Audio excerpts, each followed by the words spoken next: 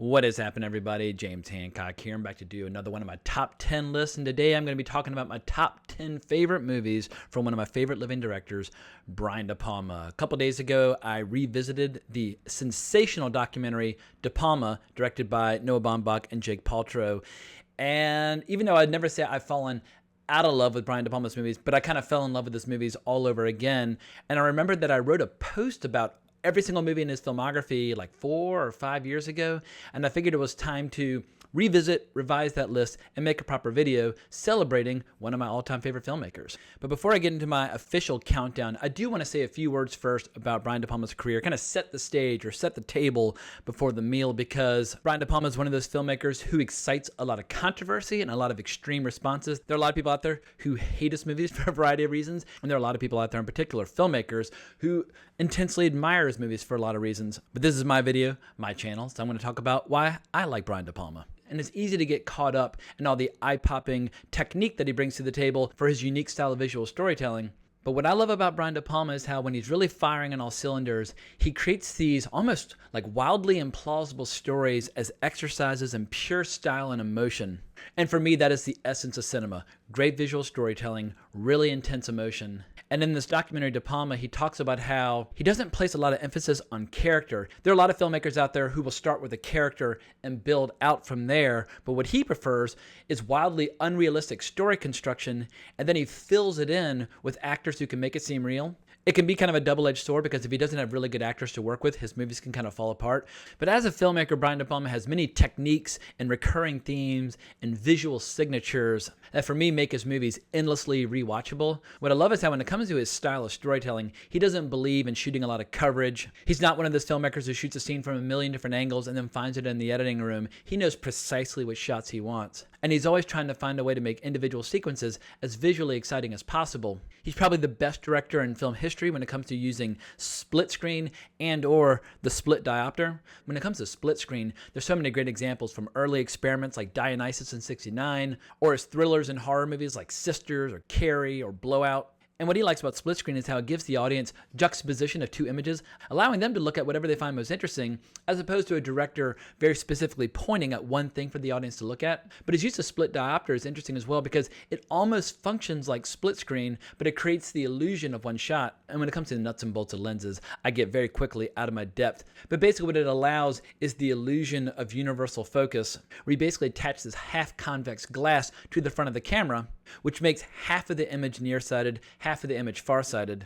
But it's given Brian De Palma the option of creating some of the most interesting shots in his career. But he has so many different interesting techniques in his toolkit. He's one of the masters of Steadicam, as we've seen in Blowout and Body Double and Carlito's Way. But sometimes his camera moves are so elaborate that he'll have to invent new technology just to get the shots that he's looking for. A perfect example would be the incredibly elaborate shot we see at the beginning of Carlito's Way, where it almost looks physically impossible what the camera is doing. Or he'll just invent these moves that are so elaborate and so time-consuming that he'll oftentimes get in a lot of trouble with the studios that he's working with. But what I love about all of this is how he's the master of showing the audience everything they need to know in a given landscape or a given terrain before the action begins to unfold, so that when things begin to speed up and happen very quickly, we're never confused and we can just sit back and enjoy this gorgeous spectacle.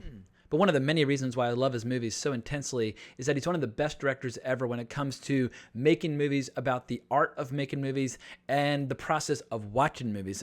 Just on the surface, when it comes to movies about filmmaking technique, we have all these incredible flicks like Hi Mom and Blowout and Body Double. Alongside Alfred Hitchcock's movie Rear Window, Body Double might be the best movie about voyeurism ever made, but apparently it's been a lifelong fixation. Back in high school, he got in a lot of trouble because the girls dared him to record their sex ed class, and the girl who dared him ended up turning him in. But I don't know if any director has ever made more movies about voyeurism than Brian De Palma, and if we're being honest, that's kind of what the essence of watching movies is all about. Hardcore film freaks spend thousands of hours alone in the dark watching people and watching stories. But what it boils down to is that Brian De Palma just loves photographing women. He loves how they move. He loves placing the audience in their dilemma. And he's gotten a lot of pushback over the years for all the horrible things that happen to a lot of his female characters in his movies. But he puts it very simply in his interviews, where he says if you're watching a movie and a character's in a dangerous situation, it's just more interesting cinematically to follow a woman. Imagine if you're watching a movie about a haunted house. Would you rather watch some guy with a flashlight walking through the hallway, or would you rather see a beautiful girl in a negligee carrying a candelabra. And when it comes to his biography, there's so many different interesting chapters to his life that turned him into the filmmaker that we all now know and love. But he talks about how his father was an orthopedic surgeon and how as a kid, he saw a lot of blood, a lot of sawing. It was very physical. But the big thing is that he was a giant math and science nerd, got really into computers. But when he finally enrolled at Columbia, that's where his love affair with movies began. His initial love affair was with the French New Wave, filmmakers like Francois Truffaut and Jean-Luc Godard. But one of his big life-changing moments was when he saw Alfred Hitchcock's film Vertigo in 1958. He will never forget it. It left a huge impression. And now he talks about how it's almost a movie that could be interpreted as being a movie about what a director does in terms of creating romantic illusions, falling in love with them, and then killing them. And he's probably the greatest disciple of Alfred Hitchcock who's ever lived. And in this documentary, De Palma makes this incredible point about how people claim that Alfred Hitchcock is so influential, and yet so few filmmakers take advantage of his remarkable visual vocabulary that he invented. De Palma's kind of the only filmmaker who decided to learn from them and then build upon them, especially when it comes to the art of creating suspense, which for him is like this giant elaborate magic trick where you distract with one detail on the screen to hide what's in your other hand as you try and pull a rabbit out of the hat. But I think it's a huge disservice to Brian De Palma's career when people claim that he's only a Hitchcock wannabe, because he's influenced by so many different filmmakers, as well as things outside the world of film. But when it comes to movie makers, he loves Eisenstein, he loves Godard, he loves Antonioni, he loves Orson Welles. But a lot of his key influences were just his love of computers, or going to the MoMA and looking at paintings, or his love of looking at pretty girls, or his many, many years in the trenches here in New York in the 60s, making super low-budget movies, short films, and documentaries. But after nearly a decade of total obscurity here in New York, he became a key part of one of the most important movements in film history, where filmmakers like him and Martin Scorsese and Francis Ford Coppola and Steven Spielberg and George Lucas, they reinvented Hollywood, took it over, and for a while there, were able to do extraordinary work, unlike anything that had ever been seen before. And with a lot of these directors, he developed really close relationships. In particular, Steven Spielberg, who would come and visit him on movies like Scarface, or in the case of George Lucas, they got together and created what amounted to like the world's biggest cattle call in acting history, because they decided to cast Carrie and Star Wars side by side, because they were basically looking at the same pool of actors, and a lot of the stars in the two different movies could have just as easily acted in the other movies. Scorsese would often invite Brian De Palma to watch the rough cuts of his movies and offer notes. And it's incredible just how many times Brian De Palma has crashed and burned throughout his career. He has a lot of peaks and valleys, both in terms of the quality of the work, as well as in terms of how it was received. He has good movies that failed, he has bad movies that succeeded, and vice versa. But somehow over several decades, he managed to keep reinventing himself, and just when it looked like his career was over, he would come back with a massive hit with something like Mission Impossible. But what I love is his willingness to have so many battles with both ratings boards as well as studios over the content of his films, because his films have offended critics, his films have offended viewers, but he stuck to his creative guns every step of the way, even when movies like Dressed to Kill or Scarface or Body Double were coming under heavy fire. And I also like how he implodes the idea of directors planning out their careers. I feel like film historians, film critics, film commentators, they're the ones who will look at a career and create a narrative, but directors, they spend a lot of their time planning a variety of projects at once, hoping for the best, and they basically do whichever film or project can be done at the time, even if it means shooting a few Bruce Springsteen videos like Dancing in the Dark, which helped the world discover Courtney Cox. But as he reaches the end of his career, I find it fascinating looking back on his entire body of work that goes all the way back to the early 60s. And for my taste, his work from the late 60s through the early 90s is one of the greatest crops of movies that has ever been created by any director. And so it is my pleasure and my privilege now to call attention to my top 10 favorite movies by Brian De Palma. So let's start with number 10. Hi Mom, which was released in 1970, which is one of De Palma's most obscure movies, but one of the ones that I feel like is most worthy of being rediscovered. It's a sequel to his 1968 film Greetings, and the movie stars Robert De Niro as an aspiring director of erotic films with the goal of creating a series called Peep Art. Yet another opportunity for Brian De Palma to explore his two biggest obsessions, voyeurism and beautiful women. But it's a true time capsule of New York in the late 60s, and it works as a love song to the filmmaking process just as much as his later thriller, Blowout. But it's wildly experimental, funny as hell, and I think people will be surprised by just how much it resembles the spontaneity of the French New Wave, in particular directors like Jean-Luc Godard. But what makes this movie absolutely essential viewing is this brilliant black and white segment called Be Black Baby, easily one of the most provocative and daring scenes that De Palma ever shot in his entire career. So of all the early experimental movies made by De Palma in the 1960s, for my money, Hi Mom is easily the best. But number 9, Sisters from 1973. So for hardcore fans of De Palma's thrillers, Sisters is the earliest must-see film of his career, one that really sets the tone and the stylistic template for so many of his later classics in the genre like Dressed to Kill. It also gave him his first chance to work with legendary film composer Bernard Herrmann, who had scored so many Hitchcock films, but the movie also features an absolutely killer performance by Margot Kidder, and it's just a twisted, shocking, and delightful experience every step of the way from start to finish. Number 8, Dressed to Kill from 1980. Now here we have one of the movies that furnishes a lot of the ammunition to writers who like to bash his movies, both for their graphic content, as well as how De Palma so clearly takes a lot of his inspiration from Hitchcock's films like Psycho. But for Brian De Palma's fans, in particular fans of lurid sexual thrillers and gorgeous visual storytelling, this movie's kind of the mother lode. Dressed to Kill stars Nancy Allen, who worked with Brian De Palma several times and was even married to him for a couple of years, but she has never been sexier than in this role where she plays a Park Avenue hooker who witnesses a murder firsthand, then ends up sucking her into this elaborate plot involving a psychiatrist played by the great Michael Caine. But Brian De Palma has made many shocking movies over the course of his career, but Dressed to Kill is definitely one of the standouts. Number 7, Blowout from 1981. Now, this is often cited by Quentin Tarantino as one of his favorite movies, and he mentions it right alongside Rio Bravo and Taxi Driver, but this is one of Brian De Palma's signature movies. But at the time of its release, Blowout was an incredibly expensive failure that totally bewildered the people that watched it. But because of the film's massive budget, the film also gave Brian De Palma the opportunity to create some of the most brilliant visual flourishes of his career, including some epic Steadicam work and split diopter shots, courtesy of the legendary director of photography, Vilmos Zsigmond. But for film freaks, the reason so many people fall in love with this movie is the way that it incorporates filmmaking techniques into the plot of the movie in the form of a sound man, played by John Travolta, who accidentally records the assassination of a political figure and finds himself up to his ears in all kinds of trouble alongside Nancy Allen. Also, if you're a Brian De Palma fan and you've ever pined for the idea of Brian De Palma having made just one good slasher movie, we kind of get the closest thing we're ever going to see with the opening scene of this movie, where John Travolta's character is working on what looks like the horniest slasher film ever made, Co-Ed Frenzy. It's wonderful, beautiful stuff.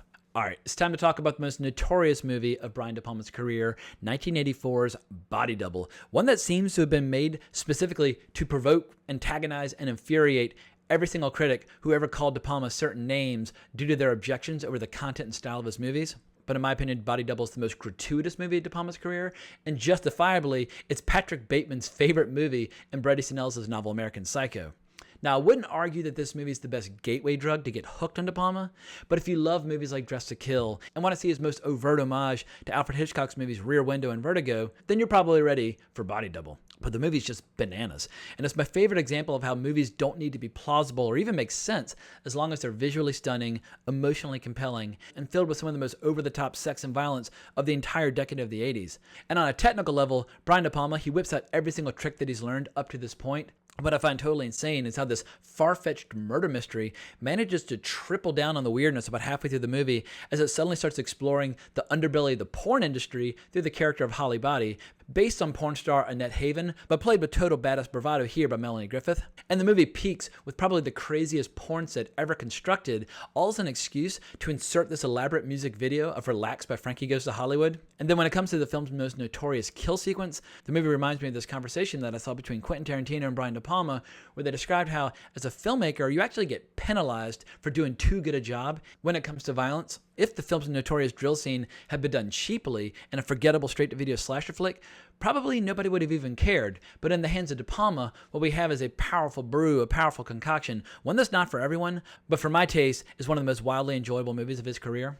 So for my number 5, we finally come to the first Brian De Palma film that I ever saw, The Untouchables from 1987. Now, when I was 11 years old, The Untouchables got some serious playtime on HBO, and I pretty much watched it every time that it came on. This was, is, and probably always will be my favorite movie by Elliot Ness taking down Al Capone, mostly because it has this cast that enjoys a level of chemistry that almost makes The Untouchables feel like a romantic adventure movie.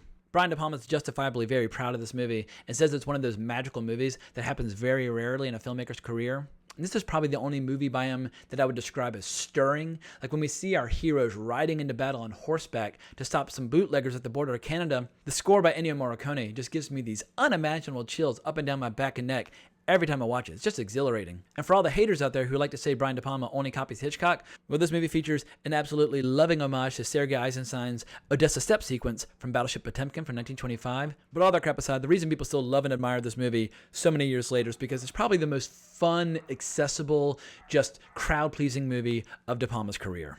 But for my number 4, we have a movie that has seriously changed its place in the rankings over the last couple of years. I didn't discover this movie until well into my 30s, but we have Phantom of the Paradise from 1974, which is a movie that keeps climbing the ranks. And who knows, if enough time goes by, it might end up becoming my number 1. But apparently Brian De Palma first got the idea for Phantom of the Paradise when he's sitting in an elevator listening to music, and he realized that someone had taken an incredible song by the Beatles and turned it into this really syrupy, just completely forgettable, disposable nonsense.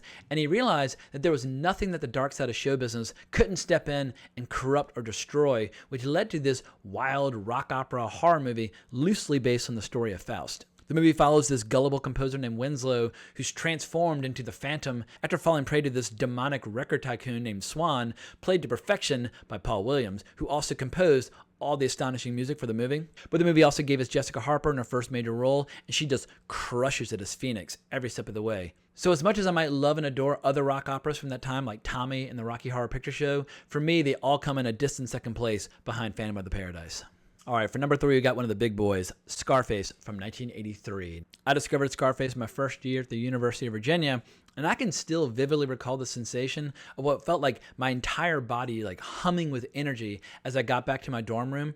I'd never seen anything quite like it, and up to that point had no idea that movies were capable of such operatic force. This was in the early days of my initial love affair with movies, and luckily, I've had many similar awe-inspiring experiences watching movies since that pivotal evening. But in the more than 20 years since that night, in spite of many repeat viewings, Scarface remains this powerhouse movie experience that always blows my mind. The flick takes advantage of this rags to riches formula, establishing a lot of classic gangster films like Little Caesar, The Public Enemy, and of course the original Scarface from director Howard Hawks. But with the remake, you have this script by Oliver Stone, and you got Al Pacino's jaw-dropping performance, and then of course you have Brian De Palma, who's getting close to the height of his powers as a storyteller, and the overall combination is a movie of just completely hallucinatory power. Now, my number 2 could have just as easily occupied my number 1 slot, but I've got Carrie from 1976. This is one of my favorite adaptations of Stephen King's books, but if I'm being totally honest, I like it more than the source material. There's so many great little details like flying utensils that come straight from De Palma's imagination. But to put it in perspective, I read the book once and really liked it, but I think I've watched this movie about 150 billion fucking times.